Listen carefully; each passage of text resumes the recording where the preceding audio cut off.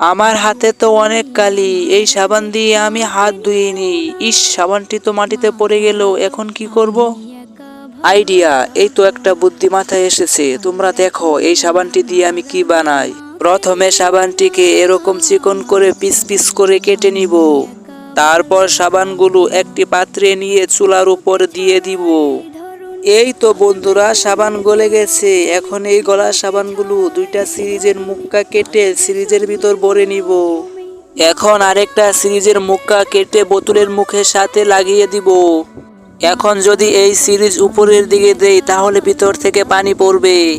এই তো বন্ধুরা, সিরিজের ভিতর গলিয়ে রাখা সাবান আবার জমাট বেঁধে গেছে। এখন এই সাবানগুলো আবার ছোট ছোট করে পিস পিস করে কেটে নিব। তারপর কি হয় তা দেখার আগে তুমি যদি এই ছবিটাকে পছন্দ করো তাহলে ভিডিওতে লাইক দিয়ে কমেন্টে লিখে যাও আই লাভ আল্লাহ। তুমি যদি কমেন্টে না করো তাহলে বুঝবো তুমি এই ছবিটাকে পছন্দ করো না।